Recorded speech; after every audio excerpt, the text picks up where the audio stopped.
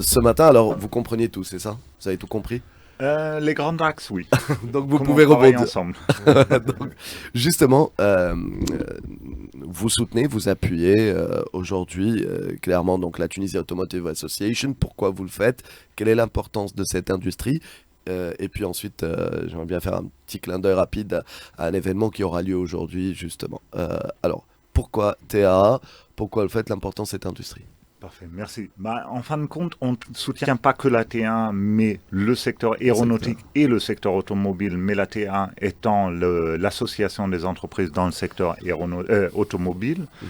C'est notre partenaire clé dans le travail du projet, qu'on mène sous la tutelle du ministère de l'Industrie, ensemble avec la Direction générale industrie manufacturière. Le but étant de soutenir les entreprises du secteur pour la création de l'emploi et pour l'investissement à la longue en Tunisie.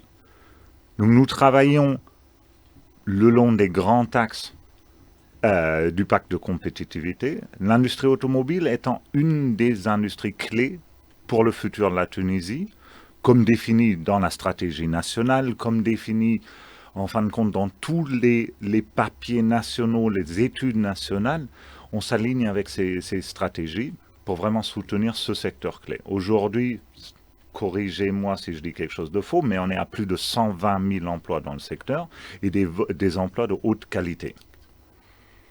Et il confirme, Amine. Voilà, vous pouvez me donner beaucoup plus de détails encore là-dessus que moi. Alors, justement, l'importance de ce secteur, vous l'appuyez aujourd'hui, vous le soutenez, mais également vous essayez d'aller dans tout à l'heure, Siamine, pourquoi je voulais savoir si je pouvais rebondir, si vous comprenez, parler de carbone. Et aujourd'hui, entre autres, Exact. justement, l'événement qui est organisé, c'est ce rapport justement énergie, éco-responsabilité de ce secteur d'automobile et comment produire avec de l'énergie propre, etc. Voilà, enfin, Ouais. je vais pas tout, je sais Non, pas qu'est-ce qui peut être dit ou pas publiquement ce matin, mais c'était pour faire un clin d'œil non, tout à l'heure à cette thématique. peut-être laisse-moi juste prendre un Mm. tout petit détour. En fin de compte, nous, en tant que coopération, on n'a pas le droit d'aller dans le secteur directement compétitif des entreprises. Je ne peux pas soutenir MISFAT directement dans ce qu'ils font techniquement, parce que ce serait au contraire de la compétitivité. Mhm. En même temps, nous travaillons avec le ministère dans tout ce qui est action cadre. On travaille sur la formation continue, la TAMA avec la TA. On travaille sur tout ce qui est innovation, certification, parce que c'est l'image aussi de la Tunisie qui est importante. Et finalement, et je crois que vous venez de le dire, sur tout l'aspect transition énergétique, empreinte carbone. Si aujourd'hui ou demain, les entreprises tunisiennes veulent rester actives dans le marché, veulent continuer à livrer sur les marchés européens, américains, mais internationaux, on doit respecter les normes internationales, surtout en ce qui concerne, comme vous venez de le dire, tout ce qui est l'empreinte carbone des produits. L'Union européenne vient d'introduire cette année le mécanisme d'ajustement aux frontières pour le carbone. Ça ne touche pas aujourd'hui notre domaine directement le secteur automobile, mais indirectement déjà maintenant en tout ce qui est fonte, acier, etc. Et surtout, on sait que ça va venir dans les 3 ans qui viennent aussi pour le secteur de l'automobile. Donc si aujourd'hui on ne s'adapte pas à ces demandes du marché, demain, on ne peut plus livrer les clients, donc demain, on peut fermer ce qu'on fait ici. Donc qu'est-ce que ça veut dire la transition énergétique et l'empreinte carbone? C'est vraiment de voir comment nous pouvons adapter la structure de production en Tunisie pour avoir une influence moindre sur le changement climatique. Et en plus, on le fait pas pour faire beau, on le fait parce que c'est un vrai engagement, parce que c'est très important pour la planète, mais en plus, on peut être, pour le dire en anglais, out of business. Voilà. On peut ne plus avoir de business, tout Et, peut.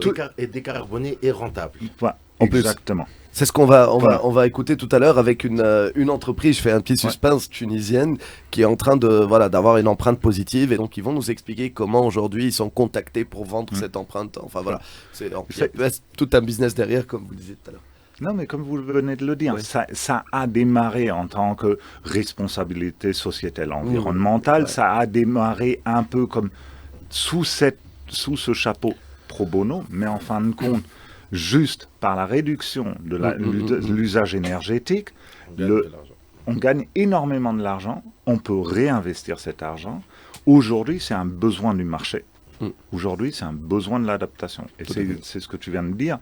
Aujourd'hui, on va organiser spécifiquement pour le secteur automobile, avec la NME, l'Agence nationale pour la transition énergétique, ou la maîtrise de l'énergie, un premier workshop pour accompagner toutes les entreprises du secteur dans cette transition. Quels sont les fonds, quels sont les soutiens étatiques, quelles sont les structures de soutien mises à disposition des entreprises pour les accompagner dans ce changement climatique, ou surtout dans cette transition énergétique, excuse-moi.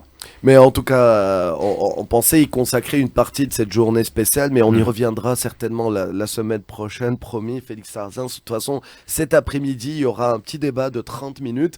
Un an après, parce qu'il y a eu la journée spéciale automobile il y a un an, et lors de cette journée, il y a eu une promesse de Fathi Saalewi, que je salue, directeur général, donc Moudiram,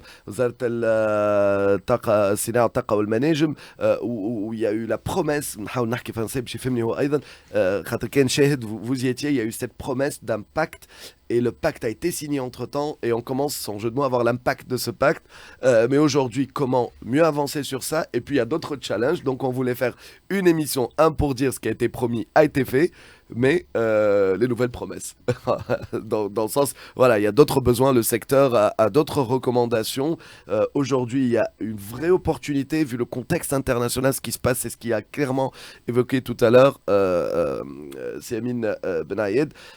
Donc, il faut saisir ces opportunités. Comment mieux s'organiser? Ça sera de 15h30 à 16h aujourd'hui avec Choose Automotive Association et avec le ministère. Voilà.